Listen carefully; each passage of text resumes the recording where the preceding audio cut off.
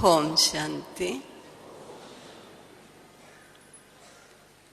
मैं अभी जब आ रही थी तो रास्ते में देख रही थी कि कुछ ग्रुप्स में खड़े बातचीत कर रहे हैं। कोई बाबा की कमरे की तरफ जा रहे हैं, कोई प्रकाश स्तंभ पर खड़े हैं और कोई मार्केट की तरफ जा रहे हैं और कोई सामान लेकर आ रहे हैं। मुझे ऐसा लगा कि जब बाप दादा अव्यक्त वतन से आकर हम बच्चों से मिलते थे बहुत शुरू में, तो उस समय बहुत बच्चे एकत्रित आ जाते थे। लेकिन हमारे बड़े दीदी जी जो इस यज्ञ के प्रारंभ में एडिशनल एडमिनिस्ट्रेटिव हेड रहे, वे कभी भी किसी को भी क्लास के समय पर इधर से उधर घूमता हुआ नहीं देखना चाहते थे और फौरन कहते थे सबको बुलाओ और सब आकर क्लास में बैठे। जब क्लास चल रही है तो फिर क्लास में ना आकर अपनी नई क्लासेस करने के लिए क्यों इधर उधर खड़े हैं। तो मैंने तो कुछ नहीं कहा, लेकिन मुझे केवल दीदी जी की याद आई और मैं देख रही हूं अभी आने शुरू हुए हैं। क्योंकि बाबा सदा कहते हैं जो समय जिस चीज का है उस समय अगर वो कार्य किया जाता है तो वो कार्य से शोभित होता है। अगर जिस समय जो कार्य करना है उससे भिन्न कार्य कोई किया जाए तो वो कार्य से शोभित नहीं होता है। मानो यहाँ कमेंट्री से कितनी अच्छी योग की अनुभूति अनुभवी आत्मा अपने अनुभव के आधार से करा रही थी, लेकिन कुछ बाबा के बच्चे अपने ही मेहनत में लगे हुए थे। तो मुझे आया क्यों नहीं ये भी सब अंदर आ जाते तो इतना सुंदर अनुभव कर पाते।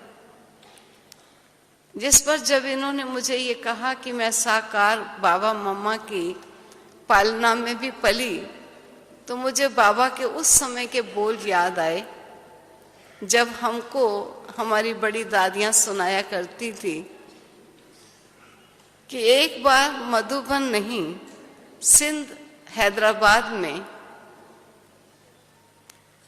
जब बाबा ने कहा कि बच्चों को याद का अभ्यास निरंतर करना चाहिए, तो अपनी एक आदरणीय दादी जी जिन्होंने अपना जीवन संपूर्ण रूपेण इस यज्ञ में अर्पित कर दिया था, वो ऊपर कमरे में चली गईं और वहां निरंतर योग की भट्ठी लगा ली। बाबा क्लास करा रहे थे क्लासरूम में।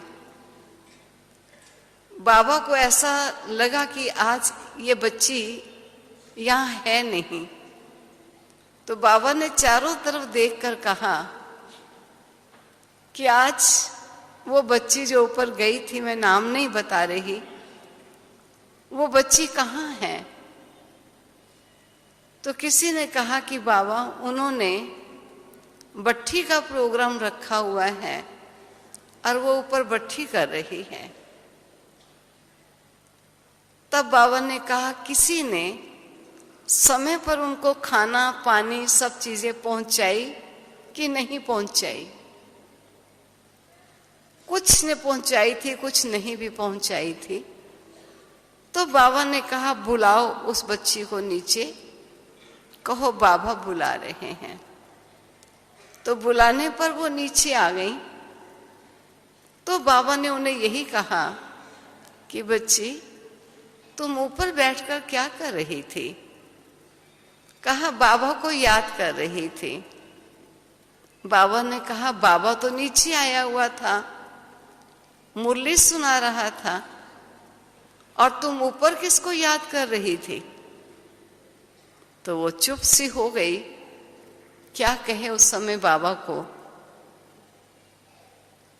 तब इस बात पर ही मैं आपको यही बात बताना चाहती हूं, क्योंकि जब संगठित योग है तो उस समय वो योग के वाइब्रेशंस ना योग लगाने वालों का भी योग लगा देंगे।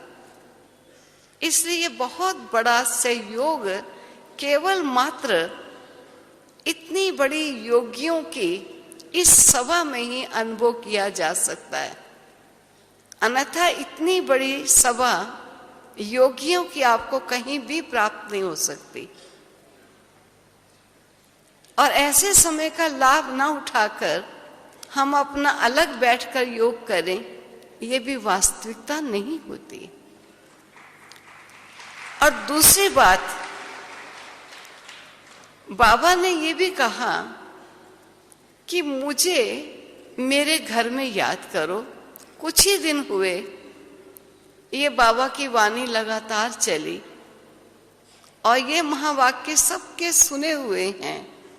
बाबा सदा कहते हैं, मैं जो हूं, मैं जैसा हूं और जहां हूं, मुझे वो वैसा जानकर वहां याद करो। उस समय बच्चों ने एक क्वेश्चन उठाया था कि बाबा आप जब बॉम्बे में गए या दिल्ली में होते हो या मधुबन में होते हो, तो हम आपको परम धाम में कैसे याद करें? तब तो हम आपको मधुबन में याद करते हैं, दिल्ली में याद करते हैं, या बॉम्बे आप गए हैं तो बॉम्बे में याद करते हैं।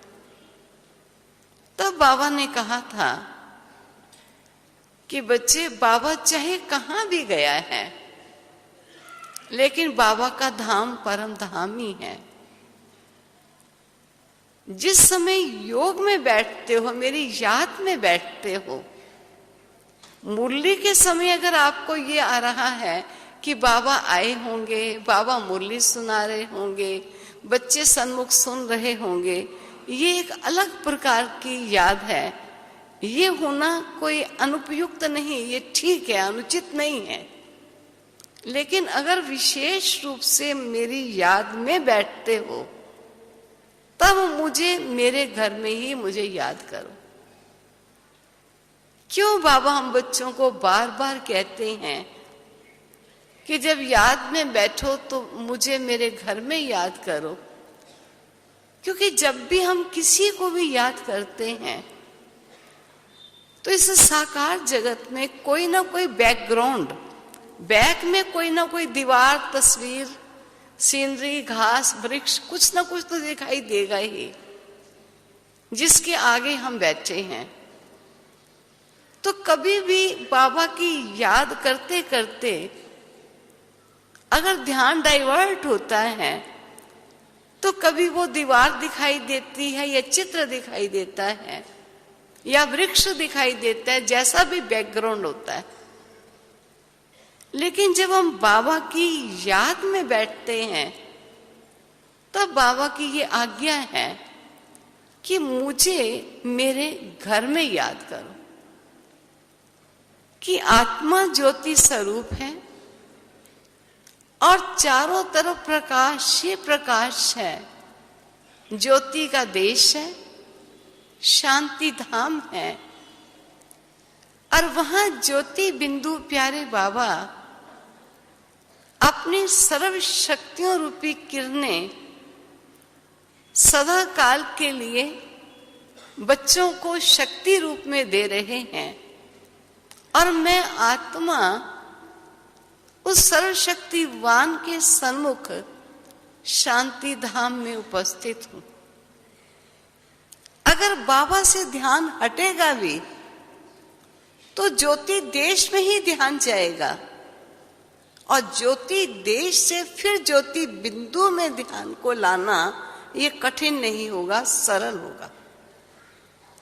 इसलिए बाबा के इस आदेश को हम जरूर समझने की कोशिश करें कि बाबा हमको बार बार ये क्यों कहते हैं कि मैं जो हूं और जैसा हूं और जहां हूं मुझे वहां ही याद करो। तो सब तरफ से जब मन को हटा करके और अपने सन्मुख केवल मात्र अपना शांति देश है, और शांति धाम जहां शांति शांति और प्रकाश ही प्रकाश है, उस ज्योति देश में ज्योति बिंदु बाबा के सन्मुख मैं आत्मा, जिसका निज स्वरूप ज्योतिर्मय है और जिसका निज धाम ज्योतिमय धाम ही है, मैं अपने घर में अपने बाबा के सन्मुख उपस्थित हूं। ये याद बड़ी सरल याद है। इस याद को मुश्किल नहीं कहेंगे। नहीं तो योग लगाएं हम, योग कैसे लगाएं हम। और बाबा कई बार हमको कहता है योग अक्षर ही कहना बंद कर दो। तुम मेरे बच्चे योग कैसे लगाएं नहीं कहो, बाबा को याद करें कहो। और सचमुच कितना सुंदर ये बाबा का स्पष्टीकरण है, क्योंकि हम कोई योग जैसे दुनिया इसको मुश्किल कह चुकी है, इसलिए योग नाम से विभिन्न प्रकार की योग की विद्याएं सारे विश्व भर में प्रचलित हैं। और विश्व की आत्माएं जो योग से प्रीत रखने वाले हैं, वो भिन्न भिन्न प्रकार के योग सीख कर उस योगेश्वर से अपना संबंध जोड़ने की कोशिश करते हैं, लेकिन वो कोशिश में सफल नहीं हो पाते। कारण क्या? कि जब तक उन्हें ये याद ही नहीं है कि मैं कौन हूं और मुझ आत्मा का निजी स्वरूप क्या है और मुझ आत्मा के परम पिता है कौन, जब तक स्वयं को जाना नहीं, बाप को पहचाना नहीं, घर का एड्रेस पता चला नहीं, योग कैसे लगेगा। और बाबा कहते हैं योग नहीं, ये याद है। बच्चे, मैंने तुझे भूली हुई चीज को याद करा दिया। तुझे आज तक ये 5 तत्वों का नाशवान चोला है, ये बचपन से तुझे याद कराया गया और जन्म जन्म ये याद पक्की हो गई। इसे याद करना नहीं पड़ता। स्वप्न में भी याद है तो जागृत भी याद है। बाबा ने केवल मात्र इस साकार धरा पर आकर हमें हमारी पहचान की याद दिलाई कि तुझे मालूम है तू कौन है। जब हमको मालूम पड़ गया तो जिस चीज का मालूम पड़ गया, अब उस याद में स्थिर होने में मेहनत की तो कोई बात ही नहीं, क्योंकि हूं ही आत्मा, शरीर हूं ही नहीं। तो जब मैं शरीर नहीं हूं, केवल शरीर मेरा माध्यम है, लेकिन मैं शरीर नहीं हूं, मैं एक आत्मा हूं। और मेरा बाबा ज्योति बिंदु कल्याणकारी शिव है। मुझे जब ये याद आ गई तो इसमें मुश्किलात की कौन सी बड़ी बात आई। पता चल गया कौन हूं और किसका हूं। अब इसके लिए कोई पूछे कितना समय याद करें, किस समय याद करें। वास्तव में देखा जाए तो जो चीज सत्यता है, मैं आत्मा हूं, ये सत्यता है। और आत्मा के सर्व संबंध शिव बाबा के साथ हैं, ये सत्यता है। तो सत्यता को स्थिर होने में मेरा ये प्रश्न हो कि कितना समय सत्यता को याद रखूं, ये तो कोई प्रश्न का, वास्तव में कहना ही प्रश्न उठाना ही व्यर्थ सा लगता है। जो हूं वो अपने को समझूं, और जिसका हूं वो अपने को समझना। यही तो योग है ना। इसी को याद कहो कि भूली हुई याद को बाबा ने पुनः पुनः स्मृति में दिला दिया। जिसका मैं एक एग्जाम्पल देती हूं कि एक इंसान बैठा है, कोई भी आपका संबंधी, बच्चा, घर में कुछ भी है, लेकिन बड़ा चुप या किसी सोच में बैठा है, ऐसा लग रहा है आपको। आप उसको पूछते हो क्यों आज ऐसे चुप चुप क्यों बैठे हो? अब वो चाहे आपको कहे कुछ नहीं है, लेकिन आप फिर भी समझ रहे हो कि कुछ तो जरूर है। ये जो ऐसे बैठा है अवश्य कुछ है। अब फिर कहते हो बताओ तो सही क्या है, आज ऐसे कैसे बैठे हो? क्योंकि उसने किसी बात को अपने दिल में बिठा लिया, चाहे वो बात अनुचित थी या बात कहने वाला ही सही नहीं था, वो बोल उसे अखड़ा या अच्छा नहीं लगा, और वो बोल उसने चित्त में बिठा लिया और बार बार उसको स्मृति में ला रहा है कि देखो मेरे से कितना खराब बोला।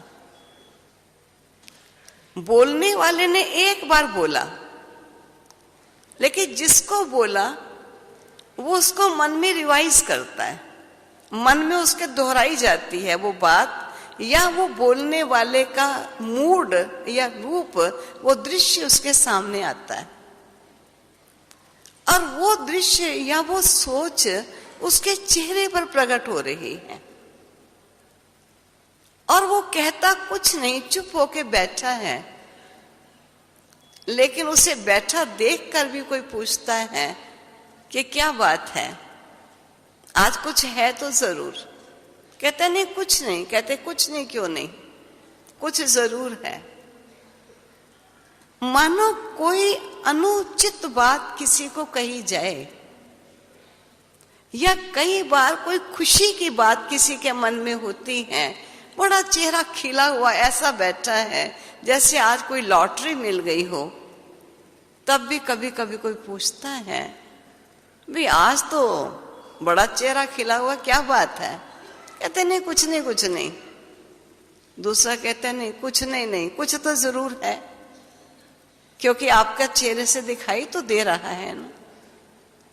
तो बुरी बात है या अच्छी बात है, जिस चीज का हम चिंतन करते हैं वो चिंतन चित्त में चलने के कारण हमारे चेहरे पर प्रत्यक्ष होता है, और चेहरा दूसरों को दिखा देता है कि आज ये चिंतित है या आज ये एक्स्ट्रा खुशी में है। इसलिए बाबा भी हम बच्चों को बार बार कहते हैं कि सारा दिन अपने आप को याद तो कराओ कि मैं कौन हूं और किसका हूं। क्योंकि आधा कल्प नहीं कहेंगे, पूरे कल्प से ही इस स्मृति की नेचुरल स्टेट चाहे आधा कल्प थी, लेकिन इसकी स्मृति विस्मृत हो चुकी हुई थी।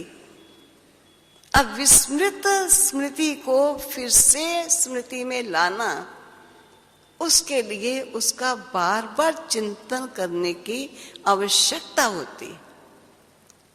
तो पुनः पुनः अपने स्वरूप को स्मृति में लाए, अर्थात स्वरूप को याद कर बाबा के संबंध को याद करना, इसी का नाम ही तो योग है।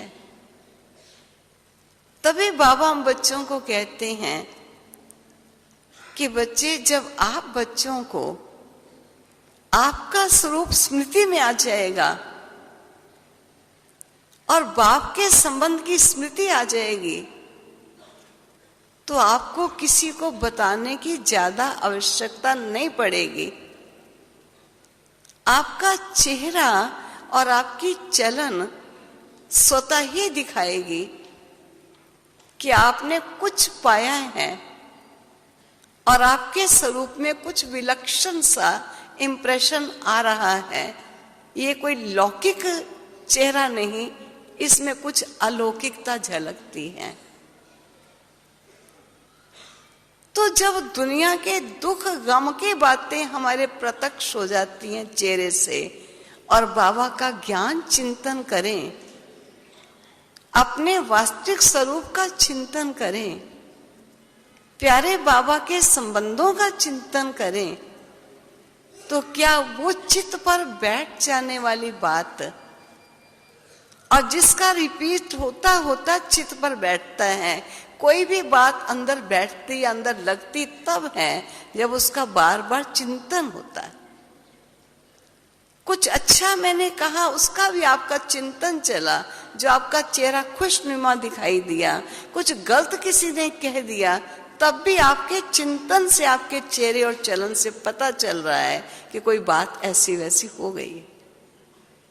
तो बाबा हमको बार बार यही कहते हैं कि बच्चे, जो भी बात सुनो, सुनकर छोड़ ना दो, उसका चिंतन करो।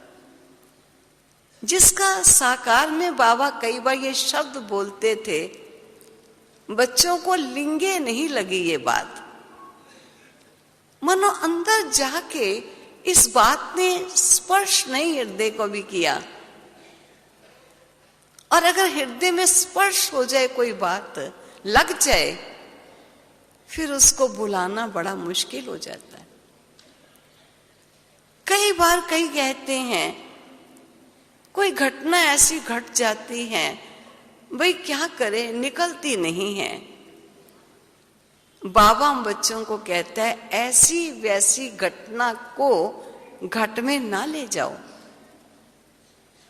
अगर व्यर्थ की चर्चा या व्यर्थ की बात, जिस बात से आपके स्वरूप का दिव्य स्वरूप नाश हो जाएगा या सत्यता आपके स्वरूप में नहीं रहेगी, ऐसी बात को बार बार चित्त में नहीं लाओ।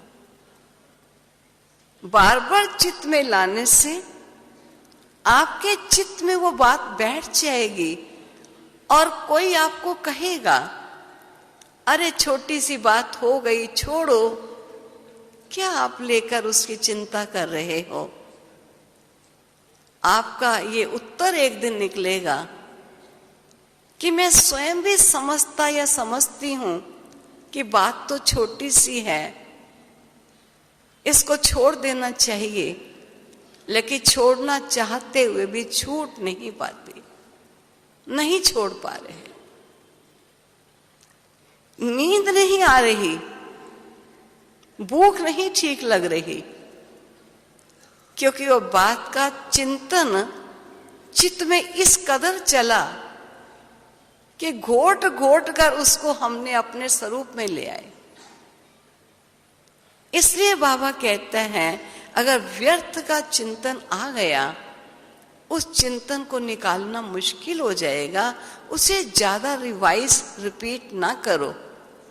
जब है ही बात व्यर्थ, उसको वहीं स्टॉप कर दो। और जब बाबा समर्थ बातें देता है, श्रेष्ठ ज्ञान का खजाना देता है, उसका चिंतन करो बच्चे, इतना चिंतन करो कि वो बात तेरे चित्त में चली जाए, तेरे हृदय में जाकर लग जाए। आप देखो, जिनको लग जाता है वो बाबा का बच्चा कितनी जल्दी बन जाता है। कोई एक भी बात उसको लग जाए, सारा ही नहीं लग जाता एकदम, लगने में टाइम लगता है, लेकिन एक भी बात लग जाए तो उसके जीवन का वो परिवर्तन आता है। और लगती तभी है बात जब सुनते हैं, समझते हैं, और फिर उसका चिंतन चलता है, वो हमारे स्वरूप का परिवर्तन कर देता है। इसलिए ये जो मधुबन हमको आने का परम सौभाग्य प्राप्त होता है, ये ऐसी श्रेष्ठ घड़ियां हमको याद आएंगी। मौका तो मिला था, लेकिन इतना लाभ उठा नहीं पाए थे।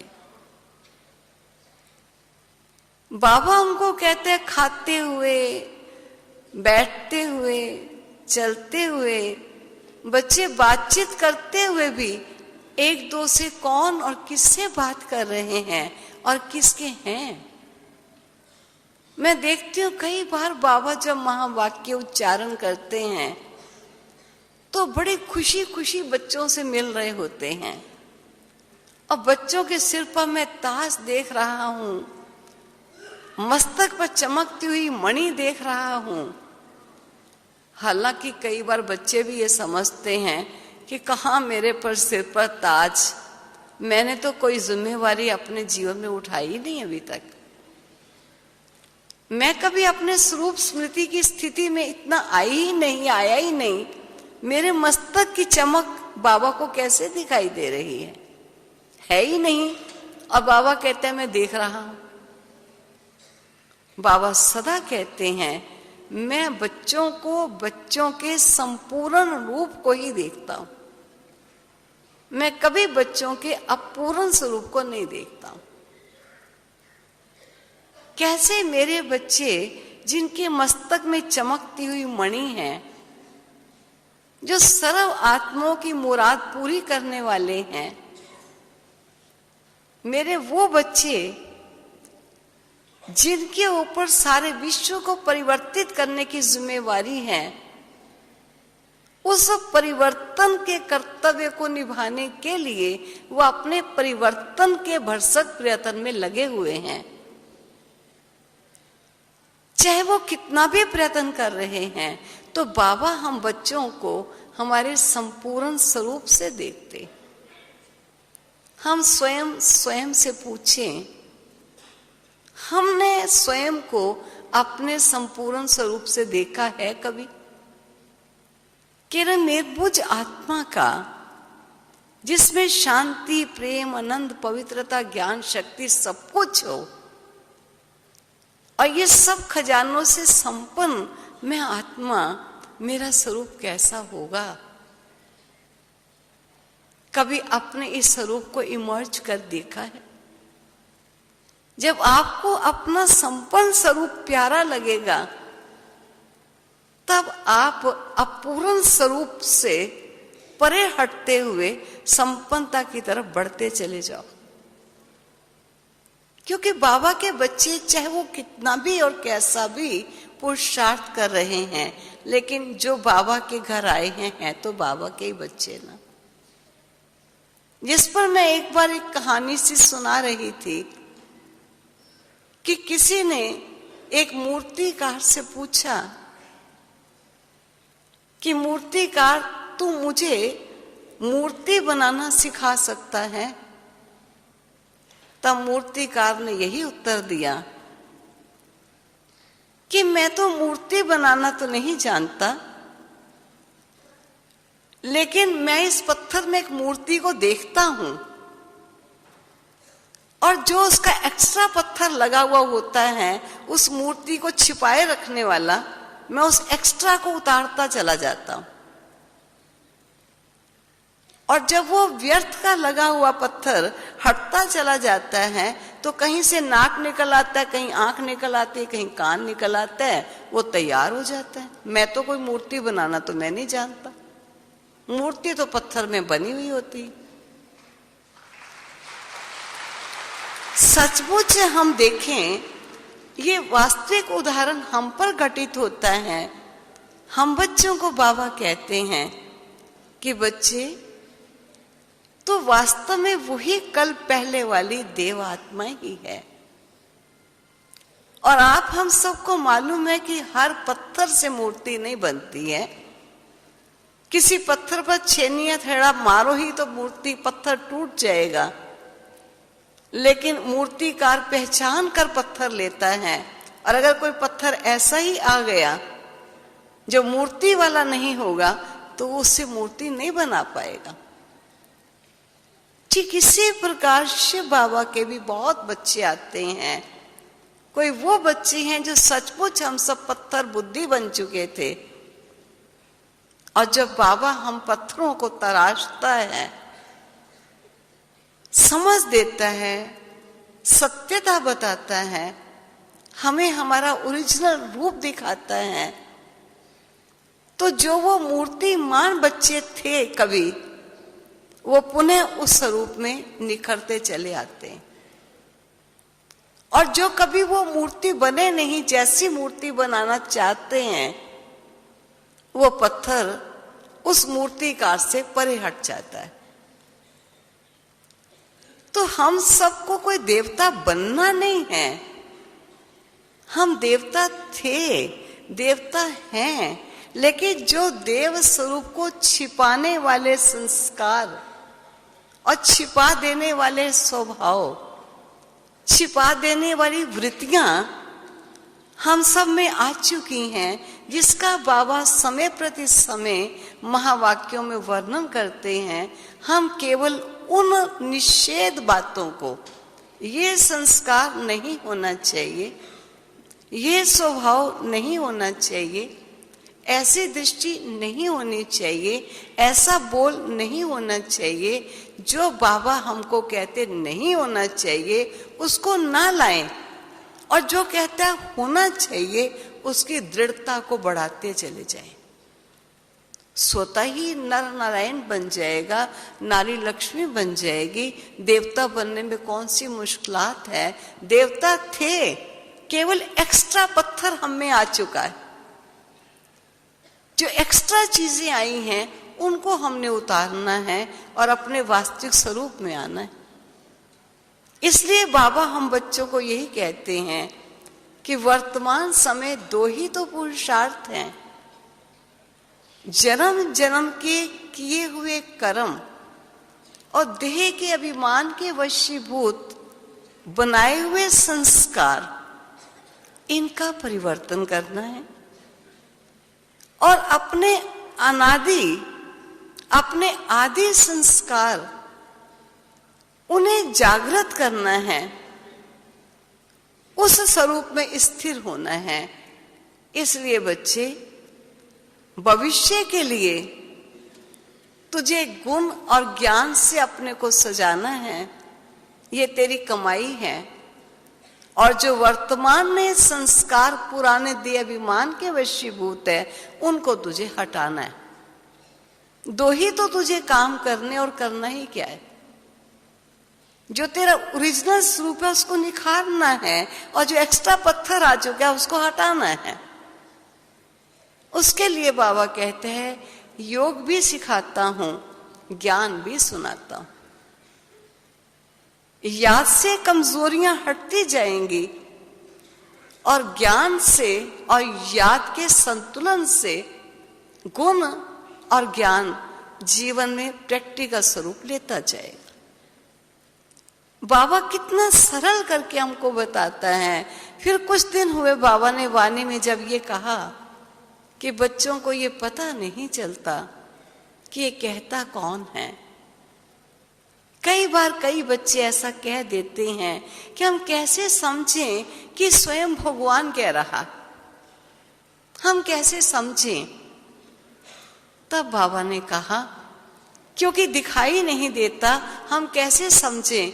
बाबा ने कहा, तुमको स्वयं का स्वरूप दिखाई देता है, तुम स्वयं को तो देख नहीं पाते और चले भगवान को देखने के लिए कि वो दिखाई नहीं देता। इस प्रकार एक बार राम श्लोक भाई बड़ी अच्छी बात सुना रहे थे। कहा कोई आए, उन्होंने कहा कि आपने भगवान को देखा है?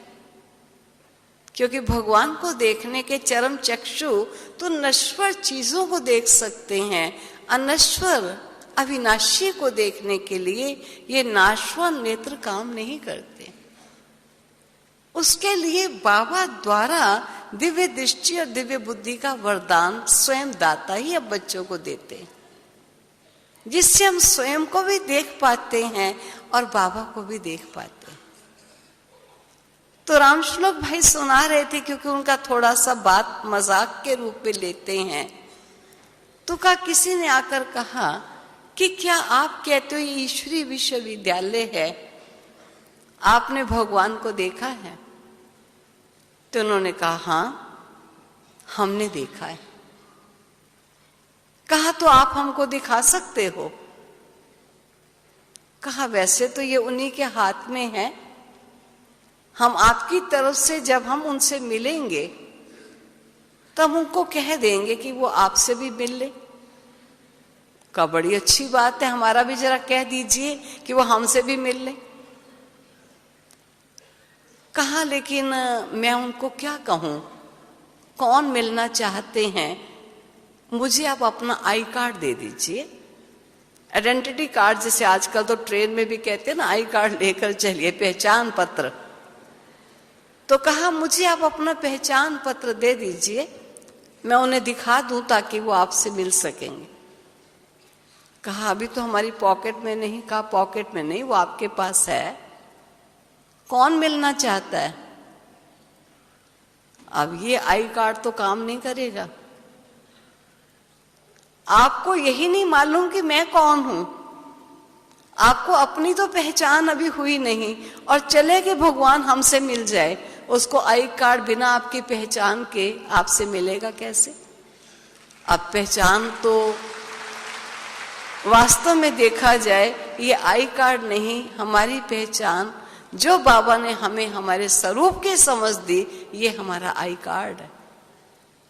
और जब तक हम अपने स्वरूप स्मृति में स्थिर नहीं होते और हम ये कहें हमें बाबा का अनुभव हो जाए, सोचिए बाबा का अनुभव कैसे होगा। बाबा ने बड़ी अच्छी अच्छी बातें कही हैं। बच्चे संग का परहेज रखो अगर बाबा से मिलना है। हम कहते हैं हमारा कोई बुरा संग नहीं है, हम किसी ऐसी वैसी सोसाइटी में बैठते ही नहीं, लेकिन हमको बाबा ने बता रखा है कि परमानेंट आपका एक ऐसी कंपनी है जिस कंपनी के अंदर हमेशा ही आप उस कंपनी में रहते, उसके बिना रहते ही नहीं, जबकि वो कंपनी झूठी है। झूठ के संग में हमेशा रहो और आपको जी हमारी संगत तो बहुत अच्छी है, ऐसी बात नहीं है। अब झूठ की संगत कौन सी है? क्योंकि जो चीज नाशवान है उसे झूठा कहा गया है। ये देह नाशवान है, ये झूठी है, और आत्मा इस झूठे के संग के बिना रह ही नहीं सकती। उसे इस झूठ के संग में ही रहना है। लेकिन इसके संग में रहते इस झूठ का इफेक्ट मुझे ना आए, इसका प्रभाव मुझे ना आए। जैसे इस कलयुगी तमोगुनी सृष्टि में हम रहते हैं, रहना ही यहां पड़ेगा, कहीं सतोगुनी सृष्टि नहीं हमारे लिए रखी हुई जहां हम चले जाएंगे। लेकिन तमोगुण में रहते हुए बाबा ने हमको सतोगुनी स्थिति बनाने का आदेश निर्देश दिए हैं। ठीक बाबा ने भी हम बच्चों को कहा कि तू रहता तो इस देह रूपी झूठे घर में है, ये संग तेरा हर समय इसमें है, लेकिन तू इस झूठ के साथ रहता हुआ भी अपनी वास्तविकता को कभी भुला ना देना। बार बार याद रखना मैं कौन। जब तू अपनी पोजीशन में इस शरीर में रहेगा तो ये देह नाशवान झूठी है, इसका संग तुझे अपना रंग नहीं लगाएगा। एक डॉक्टर है, इन्फेक्शियस डिजीजेस होती हैं, छूत की बीमारियां होती हैं, लेकिन डॉक्टर को छूत के मरीज के पास जाना पड़ता है, उनका इलाज करना होता है। लेकिन डॉक्टर उस हॉस्पिटल में अपना प्रिकॉशन, अपनी सेफ्टी, अपनी सुरक्षा, जिससे कि वो छूत की बीमारी उसे ना लग सके, वो पहले अपना ध्यान रख लेता है, फिर वो छूत की बीमारी के पेशेंट्स के पास जाता है। बाबा भी हम बच्चों को कहता है इस देह में रहते हुए जब भी कोई कर्म करना हो, याद रखना मैं आत्मा इस देह द्वारा ये कर्म करने जा रहा हूं। अपने पोजीशन को नहीं भूलना। और ये तो केवल तेरे कर्मचारी हैं, कार्यकर्ता हैं। मैं स्त्री हूं, मैं पुरुष हूं, मैं डायरेक्टर हूं, मैं पुलिसमैन हूं, मैं ऑफिसर हूं, मैं व्यापारी हूं। सारा दिन तेरी ये स्मृति, और फिर तो कहे कि मेरा योग नहीं लगता। तेरा योग लगेगा कहां से? संग तो सारा दिन देह का रहा, मैं ये हूं, मैं ये हूं, मैं नानी हूं, मैं दादी हूं, मैं पिता हूं, मैं माता हूं, जब ये स्मृति तेरी इतनी परिपक्व हो चुकी है और तू अपने स्वरूप की स्मृति में कितनी देर रहती है। जब आत्मा अपने स्वरूप में जितना जितना परिपक्व होती चली जाती है, उतना देह में रहते भी वो देह से न्यारी है। उसे देह में रहते भी देह के संग का रंग नहीं लगता, बल्कि आत्मा अपना रंग इस देह की कर्म इंद्रियों पर लगाती है। उसका एक एक अंग जिसका गायन है, कमल हस्त, चरण कमल, नैन कमल, मुख कमल, प्रत्येक कर्म इंद्री शुद्ध होती चली जाती। तो बाबा बच्चों को ये तरीके बताता है कैसे अपने जीवन को श्रेष्ठ चिंतन में लाओ। और होता क्या है कि हम श्रेष्ठ चिंतन की बजाय कुछ व्यर्थ चिंतन में ज्यादा चले जाते हैं। स्व की विस्मृति हो जाती है, व्यर्थ के चिंतन में चले जाते हैं। जहां 4 शब्दों से काम बनता है, वहां हम 10 शब्द ना बोले हमें चैन नहीं आता है। कईयों की वो नेचर हो जाती है। बहुत ही अच्छी एक बात यहाँ एक बहन ने सुनाई थी, जो मैंने यही सुनी थी, मैं आपको सुना देती हूँ। मुझे अच्छा वो एग्जाम्पल लगा। एक हंसी का ही एग्जाम्पल था उनका, लेकिन कैसे वेस्ट जिस मनुष्य की आदत होती है वो वेस्ट बहुत करता है। हम कई बार प्लेन में, ट्रेन में बैठते हैं, एक बात खत्म हुई दूसरी शुरू की, दूसरी खत्म हुई तीसरी शुरू की, क्योंकि आपस में बैठे हैं, अब कैसे गुजारा सारा दिन कैसे बिताएं। फ्लाइट में बैठे हैं, 6-8 घंटे बिताने हैं, कैसे बताएं। बात से बात नहीं कहती हूँ, कितना इनका दिमाग है, कैसे लगे हुए हैं। व्यर्थ की एनर्जी बहुत चली जाती है, और जब व्यर्थ जाता है तो हम समर्थ को अपने पास रख नहीं पाते। तो एक अच्छे एग्जाम्पल दे रही थी कि किसी बात को थोड़े शब्दों में भी कहा जाता है, किसी बात को बड़ा लंबा भी कहा जाता है। कह रही थी, किसी एक ने पूछा किसी राहगीर से कि उसने कहा कि आपको मालूम है कि सोनिया गांधी कहाँ रहती? तो कहा कि आप सीधे चले जाइए, यहां 4 चौराहे आएंगे, लेकिन तीसरे चौराहे से आप मुड़ जाना। फिर जहां तीसरे चौराहे से मुड़ेंगे वहां 4 पार्क मिलेंगे आपको, लेकिन आप तीसरे पार्क से मुड़ जाना। और आगे जाएंगे तो सामने सामने आपको 4 कमरे दिखाई देंगे। आप 4 कमरे में से तीसरे कमरे से मुड़ जाना, और तीसरे कमरे से मुड़ने पर आपको 4 अटैची पड़ी हुई दिखाई देंगी। उसमें तीसरी अटैची को खोलना, और तीसरी अटैची में एल्बम पड़ी हैं, उसमें बहुत सी एल्बम है। अब तीसरी एल्बम को खोलना, और उसके अंदर मेरी माँ का चित्र है। मैं अपनी माँ की कसम खा के कहता हूं, मुझे नहीं मालूम सोनिया गांधी कहाँ रहती। अब देखो बात क्या है, लेकिन उस बात को करने का लहजा क्या है। भाई इतनी सी बात कहनी है तो आप जरा कह दीजिए ना भी मुझे नहीं मालूम, या किसी अन्य से पूछ लीजिए आपने क्या चौराहे और क्या पार्क और क्या टैक्सी और क्या कमरे सारे गिना दिए, और कहना यही है कि मुझे मालूम नहीं एड्रेस कौन सा है। तो हम जो हंसते हैं तो हम कई बार अपने ऊपर भी हंसते हैं कि हम भी कई बार ऐसे व्यर्थ में कर लेते हैं। मैं कई बार देखती हूँ, हम कभी किसी माता को कहते हैं भी कल वहां जाना है, इतने बजे चले जाएंगे तो फायदा है, थोड़ी देर से जाएंगे तो चीज नहीं मिलेगी, मिलेगी तो जो चाहिए वैसी नहीं मिलेगी। कहेंगे हाँ ठीक है दीदी वहां चले जाए ना, टाइम से जाइए, और नहीं तो नहीं मिलेगी, नहीं मिलेगी। जाना तो टाइम से चाहिए ना दीदी, हाँ टाइम से चाहिए, फिर मिलेगी नहीं, नहीं फिर मिलेगी नहीं, फिर जाना भी तो फालतू हो जाएगा ना, जाना भी फालतू, फिर जाना मैं समझती टाइम से जाने तो ठीक है। अरे बाबा जी हो गई बात, काफी हो गया। अब उनकी नेचर है, आप उनको कहो तो वो भी हंसती हैं, मैं कहती हूँ कईयों की नेचर है, ऐसे ऐसे बोलते हैं, वो भी हंसती हैं, अच्छा दीदी ऐसे बोलते हैं, और वो स्वयं ही बोलती हैं, उन्हें नहीं पता चलता। तो बाबा भी हम बच्चों को कहता है, कई बच्चों ने ऐसी आदतें अपनी बना ली हैं कि अपनी आदत का उन्हें पता नहीं चलता। इसलिए हम कभी किसी की कमी और कमजोरी तो देखते हैं, लेकिन हमको अपनी कमी और कमजोरी की तरफ भी अटेंशन देना जरूरी है। बाबा कई बार कहता है, दूसरे को देखने की नजर बड़ी तेज है, लेकिन नजदीक की नजर बच्चों की कमजोर हो जाती।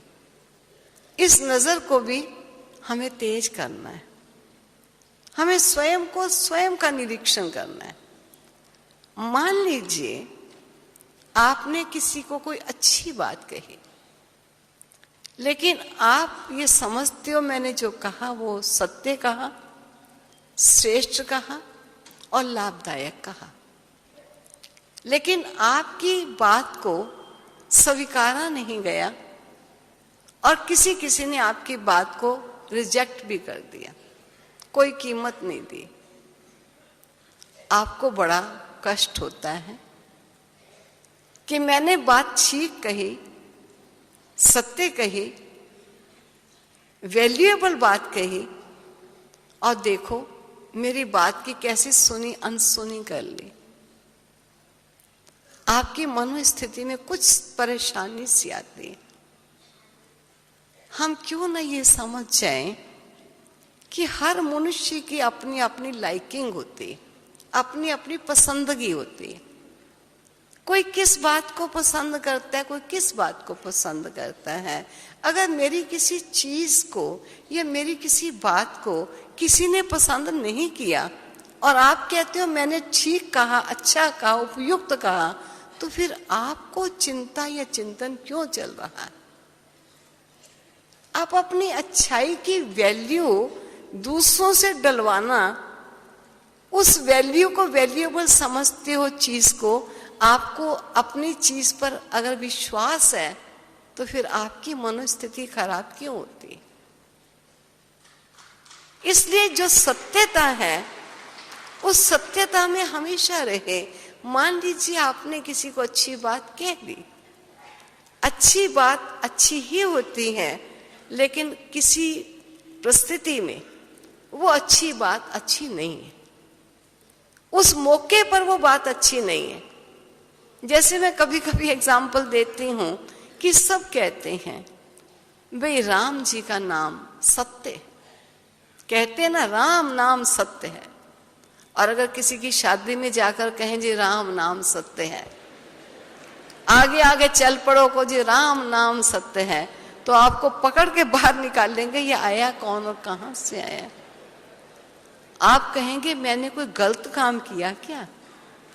मैंने राम नाम सत्य है, असत्य तो नहीं, मैंने यही तो कहा, लेकिन मौका मौका बात बात को देखा जाता है। किस समय कौन सी बात कहनी उपयुक्त है और किस समय वो बात कहनी नहीं उपयुक्त है, उसको थोड़ा देखा जाए। और मान लीजिए मैंने उपयुक्त भी कही और मेरी बात की किसी ने वैल्यू नहीं जानी है, कोई बात नहीं, अच्छी बात आपने कही, आपकी मनोस्थिति अच्छी रहे, आज नहीं तो कल आपकी सत्यता जो होती है, वो यूनिवर्सल ट्रुथ जो होता है, वो कभी नाश नहीं होता। आज नहीं उसकी कदर हुई तो एक दिन उसकी कदर जरूर हो जाएगी। इसलिए अपनी वैल्यू किसी से ना डलवाएं, हम अपनी वैल्यू स्वयं बनाएं। वे मुझे आज्ञा मिली है, नेक्स्ट क्लास की दीदी हमारी आ चुकी है, इसलिए मुझे यहीं स्टॉप करना है। ओम शांति।